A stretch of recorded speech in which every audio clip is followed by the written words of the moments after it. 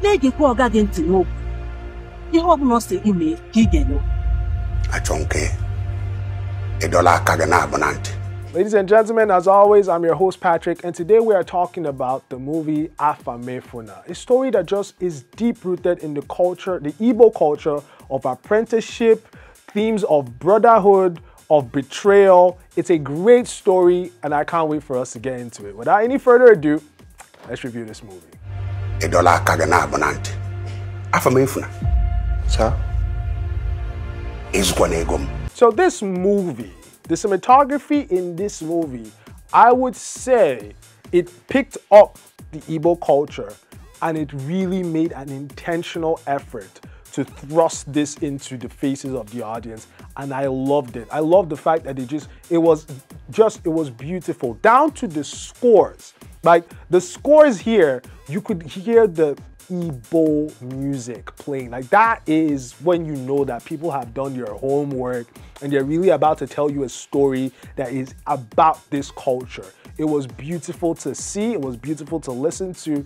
Also, the photography in this movie, really good as well. I love the scenery. We see a lot of green in here, so it's really good scenery. But the use of colors was something that struck me because I love functional colors. When I say functional colors, I mean colors that play a role of doing something for you within the story, not necessarily just having them there because they look nice or for the sake of colors. And the way they use the colors here to differentiate between, especially between the two polarizing characters in this movie, it was really nice to see. You notice a darkness. There's an aura, there's a shift. We're talking about a certain character and we're talking about another character, and then you notice that. It's something that is subtle.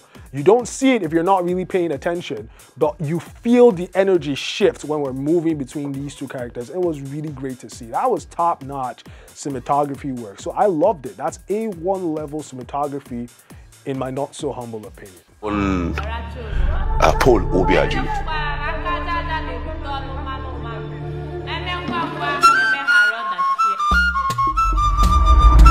So we've got some serious level performances here. Like Stan Eze, our lead as Afamefuna, does a great job. But also, like Kanayo Okanayo's performance as Odogu was something else as well. Like Paul, like it's really great performances here. Those three characters really stood out for me. Odogu, Afamefuna himself, and Paul. But the polarity between Paul and Afamefuna was really what did it for me. The morphine, the sort of like negative photosynthesis you see going on between these two brothers in a sense. And it's something, again, even that within itself, you go to the Igbos, you pay attention to Igbo culture. It's a thing where there is a camaraderie, there's a brotherhood that forms, especially between two apprentices working under the same boss. And you can see how someone feels like an injustice has been done to me. And you can see how that changes that entire relationship. You really feel that in the performance as well. And that brings me to the scenes. And there are a lot of great scenes in this movie, but the one that stuck out for me was when Paul and Afamefuna had that conversation, where Paul lets Afamefuna know how he feels. I was here before you. I've worked for this guy longer than you, and he appreciates you before me, and that's just supposed to slide. We're not brothers. And it was a very tense moment in the movie. It was very deep, emotional, deep-rooted conversation. And I love that when actors do that to the audience, where you actually make us feel that tension.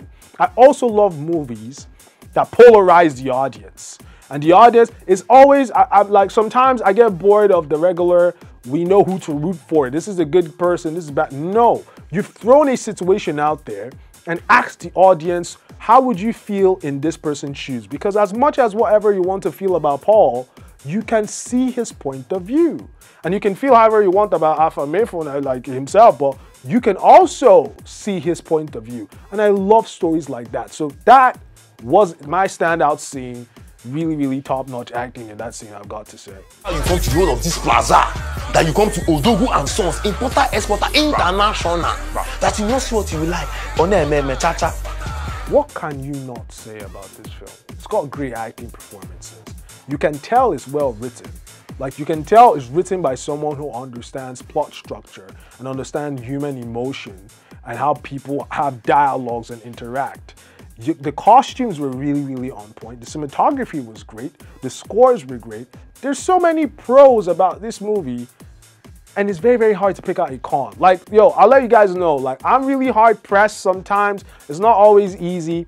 I'm supposed to bring out some kind of con.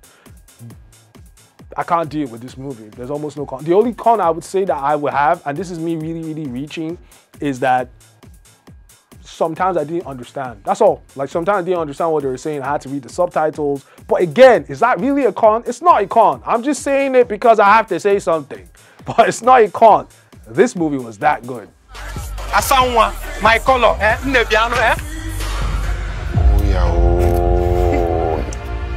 Kando is here, gum.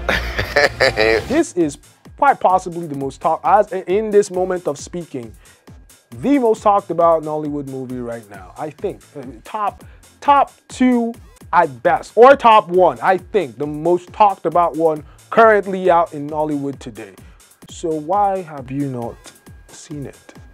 Doesn't make any sense. Go see the movie. It's a must watch. You're welcome.